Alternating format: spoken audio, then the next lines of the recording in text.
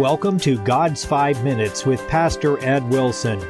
Reach him at gods5minutes@gmail.com.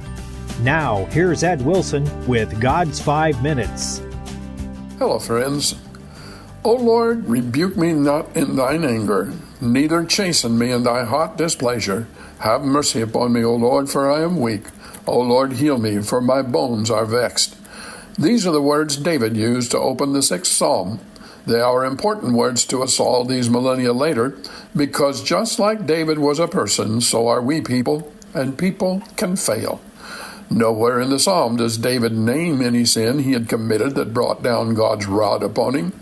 Nobody knows today what may have happened between him and God to make him feel so sorely God's hand against him.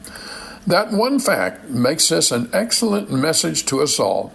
For when we fall beneath the chastising rod, we're all in many ways alike, no matter what our failures may have been. We all must answer to the same divine justice, and we all need the same mercy. So let's consider David's message. Rebuke me not in thine anger, he wrote. Rebuke in this context has several meanings. It means variously to judge, to correct, to reprove. Think of a child as receiving some parental correction. There's no way that child can have wisdom enough to govern himself in this vast and often dangerous world. He needs to formulate habits and develop attitudes that will equip him to have a safe and happy life when his time comes to be a grown-up. But his childish passions can far outstrip his logic. If the little guy pooches out his lower lip, pulls away from his dad and frowns when dad tells him he's got to quit pulling his sister's hair when she colors in his coloring book, it's going to affect the way dad disciplines him. As one boy once put it, if you stand as close as you can to dad when he spanks, it doesn't hurt as much. Paul told us that no chastening seems to be joyous when it's happening. Chastening is a necessary part of a Christian life, just like proper discipline is a necessary part of a child's. But discipline's painful, and it can be discouraging.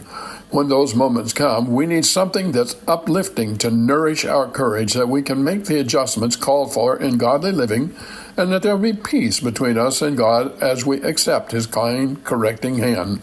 So David told God, in my words, yes, I need my life to come under your magnifying glass, and I need to be made aware of how I must improve. But I'm going to respond to that by humbling down low before you, Father. You don't have to deal with me sharply, because I'm going to keep my heart tender toward your reproofs. They'll matter to me. By your grace, I'm going to allow you to remake me in your image. In one sense, God is a person. He created us to receive his love, and he is, if I may say it this way, vulnerable to us like a person is. When we respond by loving him, yielding pacifies great offenses. Even when we failed, even if our failure is grievous and inexcusable, when we get low before the Lord, acknowledge our offense, and plead for his mercy, it touches something in him. There is not a case in the Gospels of anyone who came to Jesus humbly and sincerely who went away rejected. He forgave people's sins who didn't even ask to be forgiven when they were humble before him. Well, he's just the same today. David also told God he needed mercy because he was weak.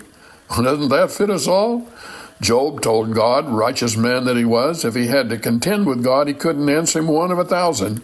It was God's Spirit that spoke through Paul to the Corinthian congregation concerning one who had failed, asking them to forgive him and comfort him, lest perhaps such a one should be swallowed up with overmuch sorrow. Then David crowned his penitent prayer with, O Lord, heal me. God has a healing for us, in and through and resulting from his chastening. It inoculates us against a similar future in the days ahead, and so we grow stronger. We don't want the Lord to punish us in anger or feeling displeased with the way we're receiving his approaches to us. We want him to punish us or correct us or admonish us, instruct us in mercy and in his great love and wisdom. And friend, brother, it is God's will with you and me to do exactly that. Have you talked to him today?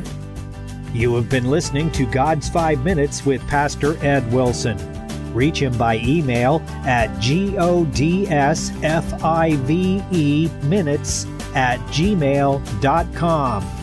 Tune in next time to hear more encouraging thoughts from God's Word on God's 5 Minutes with Pastor Ed Wilson.